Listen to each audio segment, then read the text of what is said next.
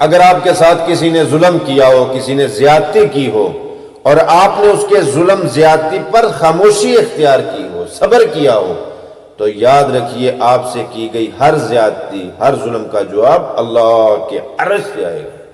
اللہ خود بدلہ لیں گے، اور اللہ سے بہتر کون بدلہ لے سکتا ہے؟ یاد رکھیے، اللہ سے رشتہ بنا کے رکھیں، اللہ کے ساتھ تعلق بنا کے رکھیں۔ ہم نے بریانی کا ٹیسٹ چیک کیا، ہم نے پیزا کا ٹیسٹ چیک کیا، ہم نے کوکا کولا کا ٹیسٹ چیک کیا، ہم نے چرگا کا ٹیسٹ چیک کیا، ہم نے ہانڈی کا ٹیسٹ چیک کیا، کبھی ہم نے رات 3 بجے ٹیسٹ چیک نہیں کیا تو اللہ سے گفتگو کرنے کا ٹیسٹ چیک نہیں کیا۔ جب رات کے 3 بجے مصلی کے اوپر وضو کر کے آپ بیٹھ جائیں اور اللہ رب العزت کو یوں محسوس کریں کہ وہ ہمارے قریب بیٹھا ہوا ہے، ہماری گفتگو سن رہا ہے۔ ویسے تو ہر وقت یہ یقین ہونا چاہیے کہ اللہ ہمارے ساتھ ہے، اللہ ہمارے پاس ہے، اللہ ہمیں دیکھ رہا ہے، اللہ ہماری شارک سے بھی قریب ہے، لیکن رات کے 3 بجے جب ساری دنیا سوئی ہوتی ہے، کبھی مصلی کے اوپر بیٹھ کر صرف اور صرف اللہ سے گفتگو کرنے کے لیے مصلی کے اوپر بیٹھ کے مزہ چیک کریں کہ اس وقت بیٹھنے کا مزہ کیسا ہے۔ جب آپ اس وقت اکیلے بیٹھیں گے نا تو آپ کو محسوس ہوگا کہ میں نے کوئی چیز، کوئی خزانہ، کوئی انعام پا لیا ہے، لیکن اللہ کے ساتھ ایکٹنگ نہیں کریں۔ اللہ کے ساتھ وہ جو کہتے ہیں نا کہ شو نہیں کریں کہ اللہ کہ میں تیرے پاس آیا ہوں، نہیں، دل سے جائیں، وضو کریں اور دل سے جائیں۔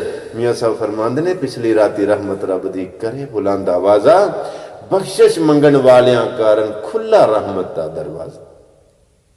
آپ کے دل میں جو بات ہے، میرے دل میں جو بات ہے، ہمارے جو وسوسے ہیں، ہمارے جو خیال ہیں، ہماری جو سوچ ہے، اس کو بھی اللہ جانتا ہے۔ ہمارے رب العزت اللہ کریم اس کو بھی جانتا۔ جب آپ بیٹھیں مصلی کے اوپر، پھر بیٹھ کر اللہ سے گفتگو کریں۔ کیسے گفتگو کریں؟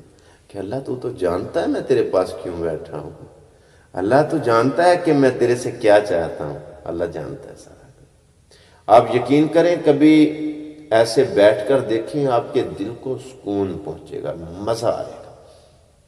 اگر سکون نہیں نہ پہنچا، مزہ نہیں نہ آیا، تو یوں سمجھے کہ کہیں نہ کہیں کوئی کمی رہ گئی ہے۔ جب آپ بیٹھیں گے، جب اللہ سے آپ گفتگو کریں گے تو اللہ کو اپنے قریب سمجھیں گے، آپ کے دل میں سکون پیدا ہو جائے گا، آپ مطمئن ہو جائیں گے۔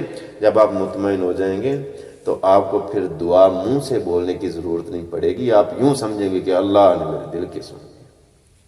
وہ جو خدا ہے نا، وہ سارا جانتا ہے۔ اللہ کے آگے چالاکیاں نہیں چلتی، اللہ کے ساتھ ہوشیاریاں نہیں چلتی۔ اللہ تو وہ بھی جانتا ہے جو تمہارے دل میں، جو آگے آنے والا وقت ہے۔